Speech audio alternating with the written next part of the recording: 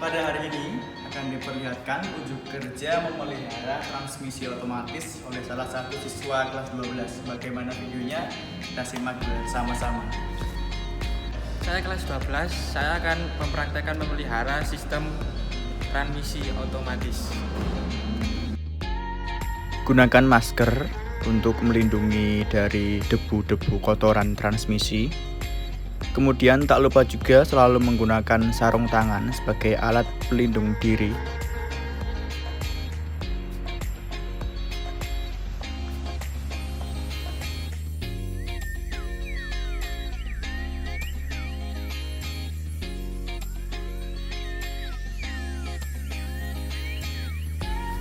Yang pertama, unit sepeda motor Matic tentunya.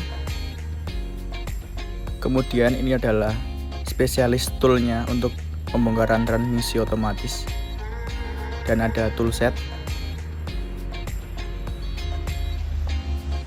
Pertama, kita buka dulu cover saringan udaranya. Kendorkan menggunakan obeng plus karena bentuk pengikatnya berupa skrup.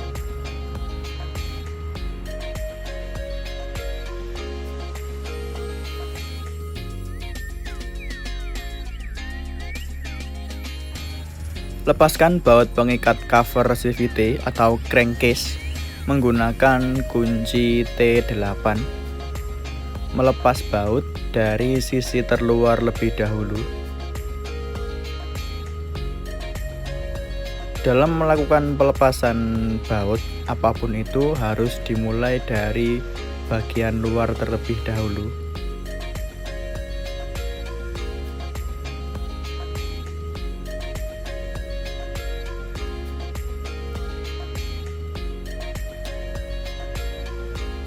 Setelah semuanya dikendorkan, kemudian baru kita ke bagian tengah. Setelah itu bisa kita lepas semua baut yang menempel atau pengikatnya. Kemudian kita tarik crankcase keluar.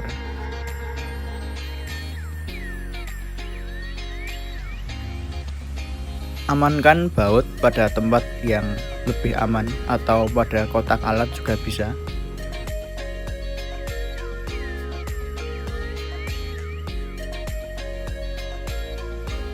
Gunakan spesialis service tool untuk melepas driven pulley belakang.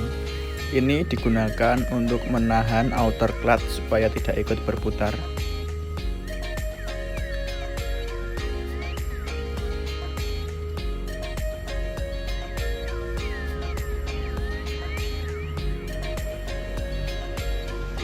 Ini adalah posisi yang benar untuk melepas. Gunakan kunci ring nomor 19.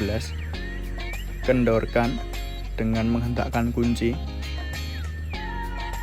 dan menggunakan posisi tangan yang ergonomis. Setelah baut pengikatnya kendor, kita lepas SST-nya atau spesialis toolsnya. Kemudian kita lepas mur pengikat yang sudah kendor.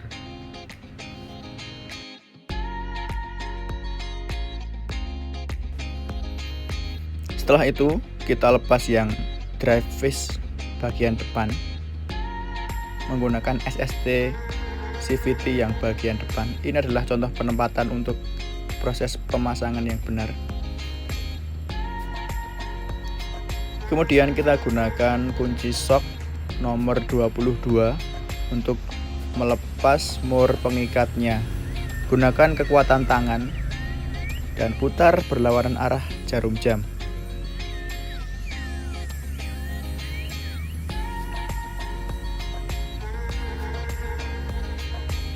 Setelah itu lepas mur pengikatnya, kemudian SST-nya, dan drive face unit bisa terlepas. Kemudian tarik keluar. Kita lepas drive pulley unit depan atau drive face.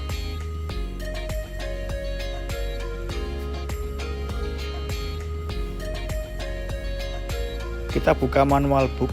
Kita lihat standar buku manualnya, berapa ukuran standar dan batas limit maksimal dan minimal yang akan kita periksa. Yang pertama, kita periksa kondisi drive bell. Amati dari keretakan, apakah ada retak, dan pastikan tidak ada keretakan. Kemudian kita ukur lebar drive bell menggunakan jangka sorong. Lebar minimal adalah 17,5 mm, sementara lebar terukur adalah 18,75 mm. Setelah itu kita ukur juga diameter luar Bosch drive base dengan menggunakan jangka sorong yang sama dengan diameter minimal 21,98. Terukurnya adalah 22,05 atau masih sesuai standar. Kemudian setelah itu kita ukur diameter dalam bushing drive base menggunakan pengukur diameter dalam. Diameter maksimalnya adalah 22,11. Terbacanya adalah 22,05. Kemudian kita ukur bandul roller satu persatu dengan diameter minimal 17. Roller pertama adalah 17,95. Kemudian kita cek roller yang kedua. Diameternya adalah 17,9, masih sesuai standar. Roller yang ketiga, diameternya adalah 17,95. Kemudian roller yang keempat, terukur diameternya adalah 17,95. Roller yang kelima, terukur diameternya adalah 18,00.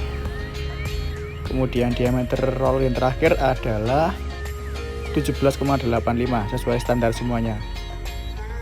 Setelah itu kita ukur outer clutch menggunakan diameter dalam. Maksimalnya adalah 112,5. Kemudian diameter terukurnya adalah 112,2 atau masih sesuai standar. Setelah itu kita ukur juga ketebalan kampas. Tebal minimalnya adalah 2 mili atau 2,0 mili. Kita ukur yang pertama menggunakan pengukur kedalaman. Tebal pertama adalah 2,45, masih standar. Kemudian ketebalan yang kedua adalah 2,95, masih sesuai standar juga. Ketebalan yang ketiga terukurnya adalah 2,45, sesuai standar semuanya. Ini adalah data pengukuran yang kita peroleh hari ini dan semuanya masih kondisi baik. Kemudian pasang kembali, rakit kembali drive pulley unit depan. Setelah itu kita pasang lagi. Bushingnya jangan lupa dipasang. Kita pasang drive bell. Jangan lupa ring penguncinya. Setelah itu kita pasang drive base-nya. Kemudian kita pasang ring lagi. Dan kemudian baru mur pengikatnya.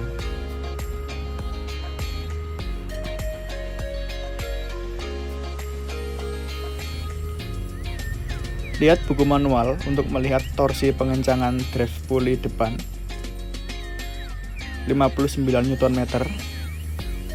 Kita set kunci momen di angka 59 Nm. Kemudian kita kencangkan drive pulley depan. Pastikan sampai berbunyi klik.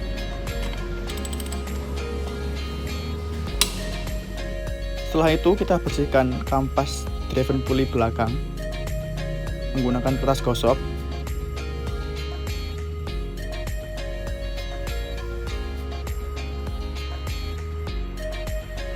Kemudian kita gunakan brake cleaner untuk membersihkan kampas.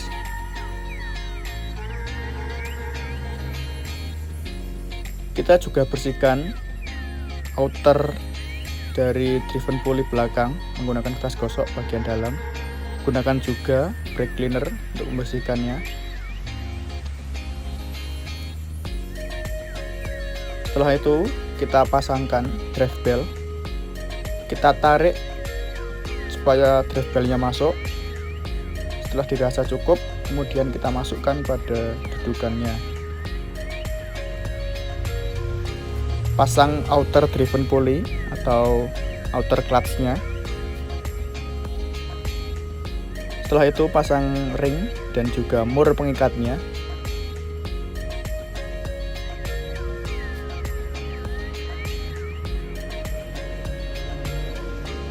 Kemudian kita pasangkan SST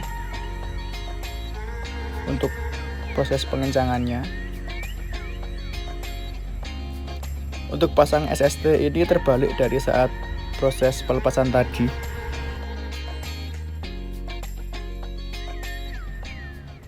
Setelah itu kita cek kembali buku manual, lihat spek torsi pengencangan untuk belakang.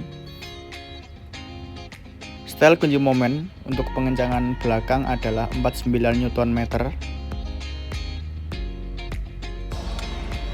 Kemudian kita kencangkan sampai berbunyi klik. Setelah itu bersihkan gear Kickstarter dan pastikan Kickstarter dapat bekerja dengan baik. Kita pasang kembali cover CVT atau crankcase. Sesuaikan lubang bautnya.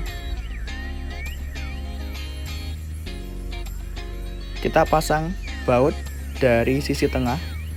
Kalau melepas dari sisi terluar, untuk pemasangan kita pasang dari sisi yang tengah dulu. Kemudian setelah itu baru kita pasang sisi terluarnya.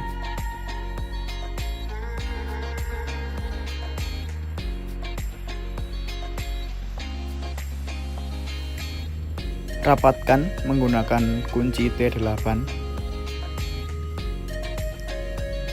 Pastikan sampai rapat saja, tidak perlu dikencangkan.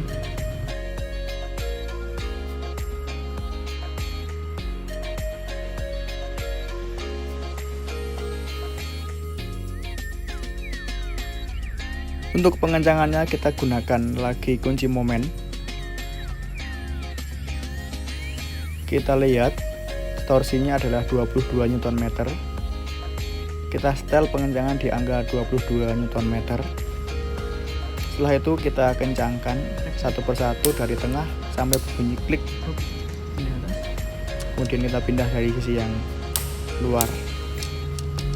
Pastikan semua baut dikencangkan.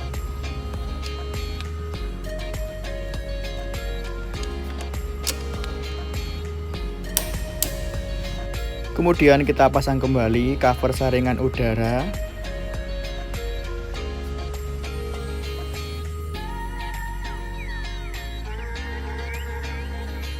Gunakan obeng plus untuk mengencangkannya.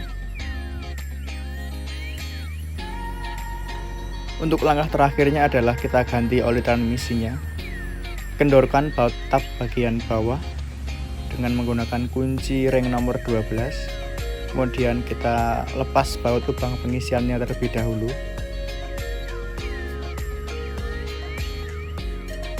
Setelah terlepas, baru kita melepas baut bawah atau tab oli transmisinya. Kemudian kita biarkan sampai olinya mengalir sampai habis. Setelah olinya habis, kita pasang kembali baut tab olinya. Kita rapatkan dan kita kencangkan menggunakan kunci ring 12 tadi.